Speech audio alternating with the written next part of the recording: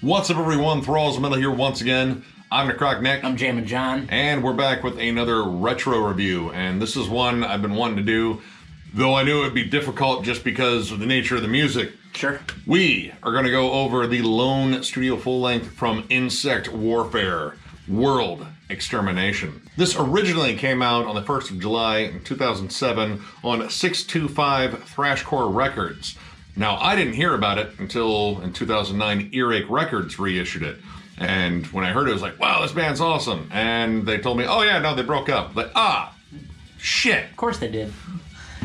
But, you know, what can you do? Now, this band formed in 2004 in Houston, Texas. Again, lone studio full-length, but there are a ton of splits and demos and EPs.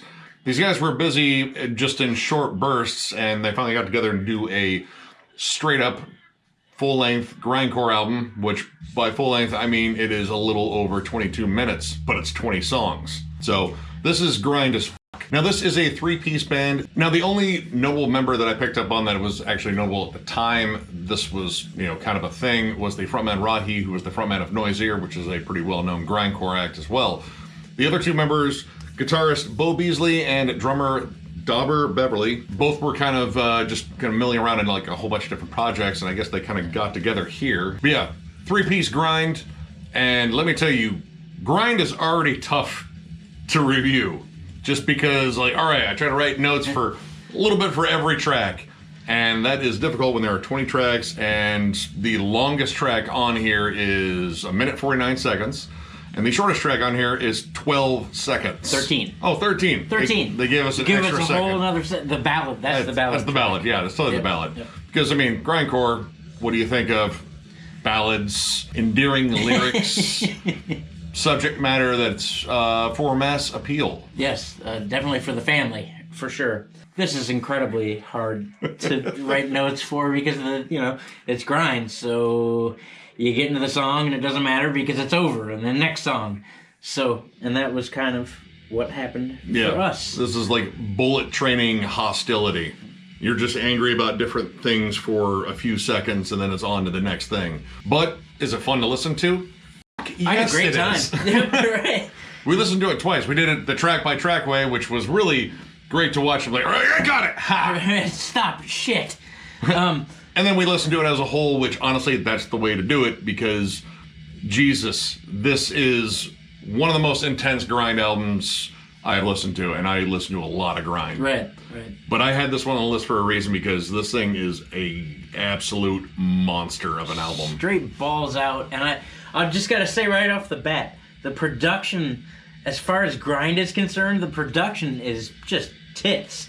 Everything's clear. Nothing really overpowers anything. You know, I'm used to like grimy, gritty grind or done. But no, other than the fact that the vocals sounded like a frog barfing. It was a good jam. Kicks off with Oxygen Corrosion, and it kicks off exactly the way you think it would. Feedback. Yep, noisy static and guitar feedback. And then grimy guitars and growls and blasts. And if that's what you like, you're gonna like the next 19 songs. Boom. Like this song, and pretty much every song in here just explodes. Mm-hmm.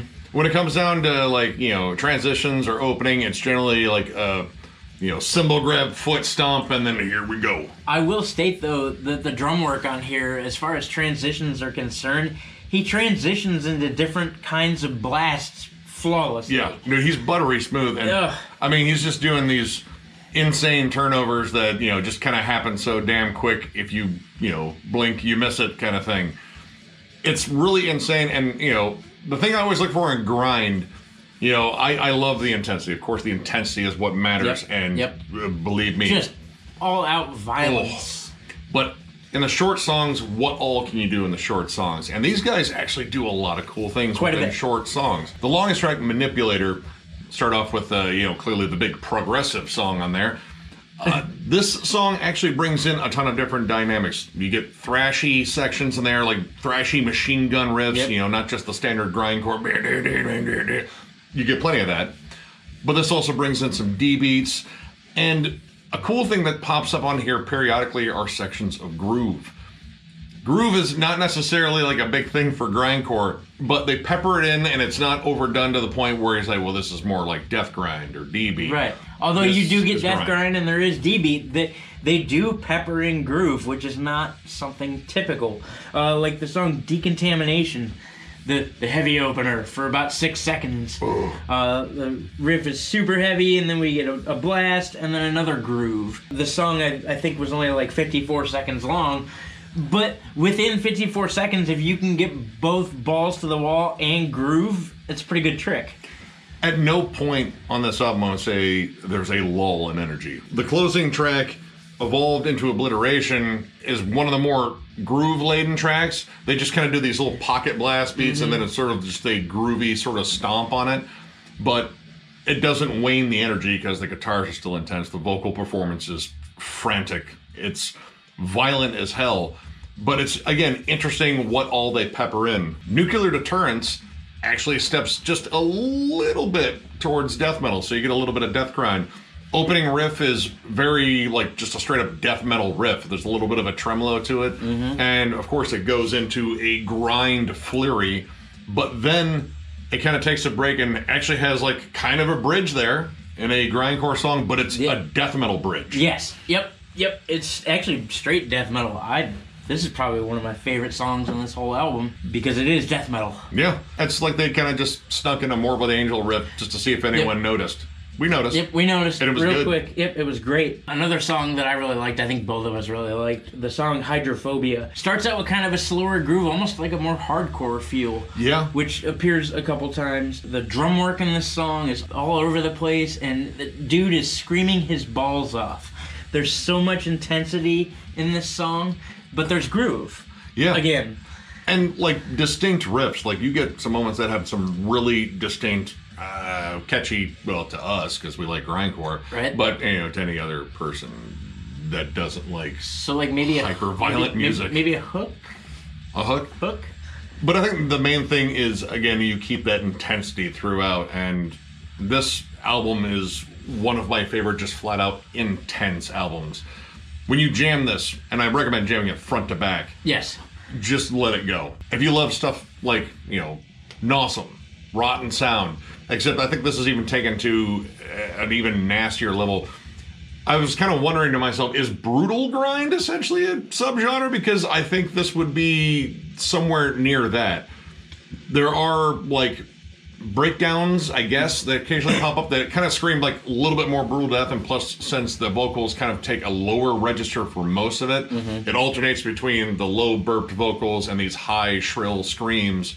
But the overall feel of it, it has essentially like a brutal death approach to grind, I guess. Like, take Origin and then just make them a grindcore band, and that's it. No technical death metal, just make them grind, and I think they could totally keep up this pace the entire time because, well, we've seen them. And when it comes to like the outright brutality, I mean, of course, that's the entire album because this does not skimp on brutality, but Armored Virus in particular, I think that has some cool slower riffs. In fact, there's a slow riff over the blast beat that just, you know, kind of makes you get caught in a different groove instead of trying to follow that maniacal fucking drummer. Or the song Lobotomized, which also at the end packs in the punch with the groove. Drums at this point in the game remind me a lot of Derek Roddy and Adam Jarvis. He's like, just a blast maniac. Yeah. But he's got like really cool accents and stuff. And again, it's all about the intensity. If they had a drummer that could not keep up this pace, I don't think this would have worked because this is just such a bullet train pace of an album. Like the song Internet Era Alienation. That whole song, all I can picture is the drummer has bloodied his knuckles because he keeps smacking it against the rim, and like the calluses on the fingers for the guitars have opened up. It's just bloodied knuckles and fingers. And that's all I thought about for that song because they beat the ever-loving shit out of those instruments in a minute. Yeah. Maybe less than a minute? Maybe less than a minute. That's distinctly possible. And those little thrash metal nods that pop up. Human Trafficking. There's a thrashy breakdown in there that is absolutely sick as hell. And again, that was the thing I really liked outside of just the outright brutality of this album. Like, this is just flat out nasty and unforgiving, relentless, all those adjectives. Just the way I like it. Yeah, I mean, that's how grind should be. But, again, within all of this flurry of violence, you get to hear some like legit cool dynamics in there. And, you know, grindcore is like generally approached as like anti-musical, and it is to a point, but you can still do some really cool stuff in there, and I like hearing grindcore that is riffy. I mean, even after listening to all of Napalm Death's albums, you know, that is still, you know, a thing I like about grindcore, when grindcore can include riffs, and these guys did, but they did not skimp one bit on the intensity. In fact, they might have ramped it up a little bit. And there are even songs on here that are 20 seconds or less. Zone Killer and Street Sweeper.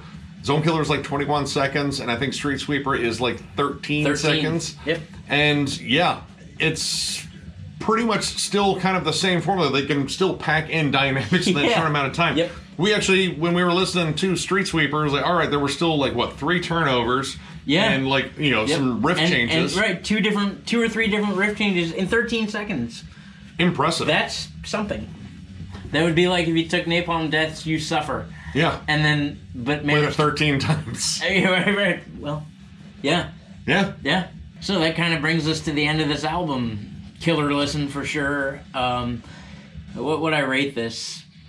Man, I gotta say at least a 4, if not a 4.5, somewhere in there.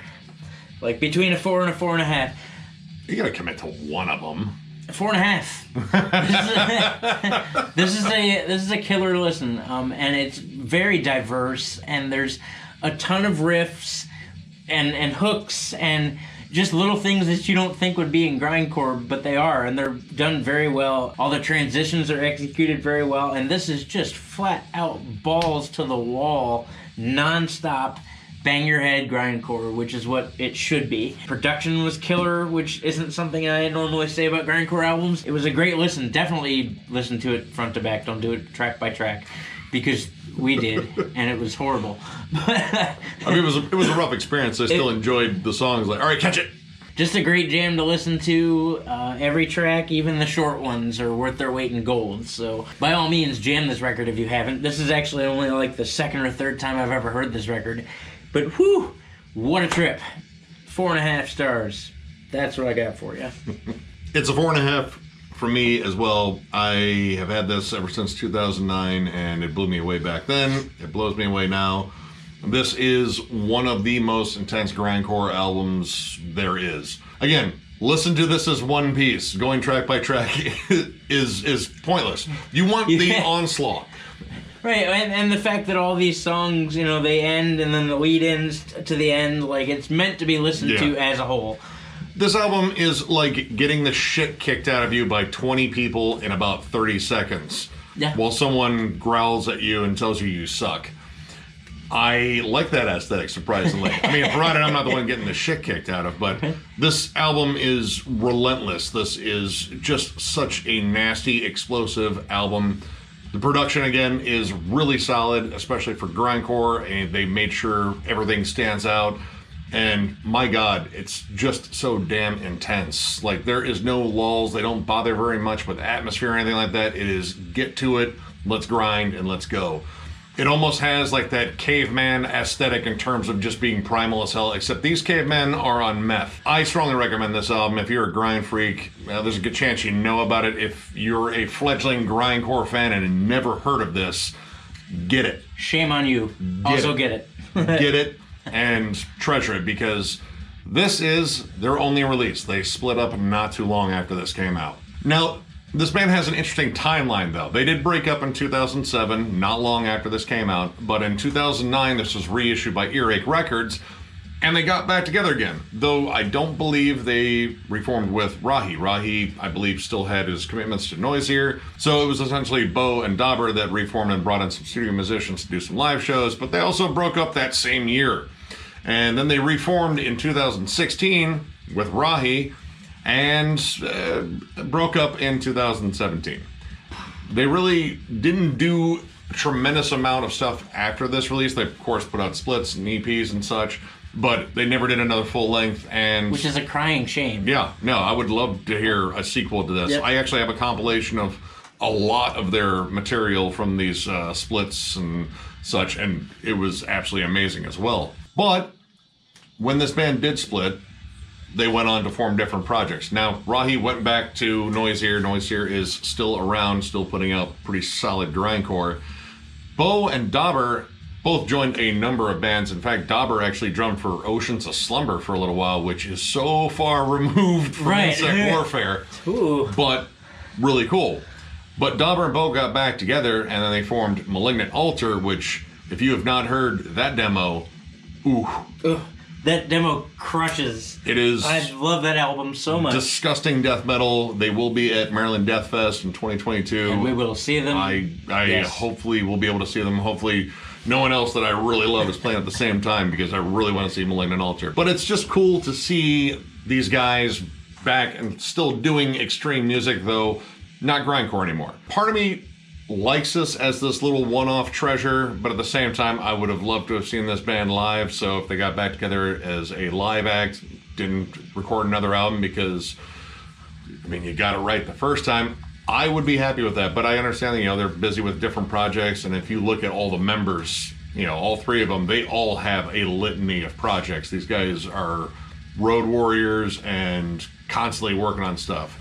But yeah, this is a brilliant one-off grindcore album, and this came out in a time where I wasn't necessarily huge into grind anymore. I kind of lost that edge, and then I heard this, and it really cycled me back to grindcore. I was like, dude, give me all the Nawsome, all the Rotten Sound, all the Brutal Truth, all of that shit. I'm gonna jam Nawsome on the way home.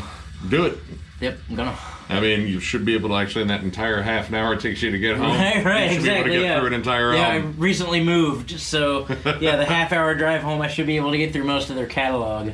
So, if you enjoyed this review, give it a thumbs up, and if you are new to the channel, subscribe, because we do stuff like this all the time.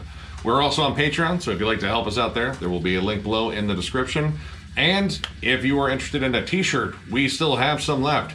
All you have to do is reach us at thrallsofmetal@gmail.com. Send us a message, put shirts in the subject matter, and we will get back to you, get your size, get your information, and get a shirt out to you. We're working on getting some more stuff with Thralls on there, but we got a lot of other stuff we're working on too, but we will eventually have more of our stupid name put on different stupid stuff for you to buy. Yes. Not that you're stupid. Yeah, you think you're not awesome. stupid. We're you stupid. guys are awesome. We're idiots. We're completely idiots. But yeah, we want to see you wear our stupid stuff. Yep. You can just say, hey, I'm with Stupid, and Stupid is Thralls of Metal. And we'll make that face. So with that, I thank you all for watching, and we will catch you later.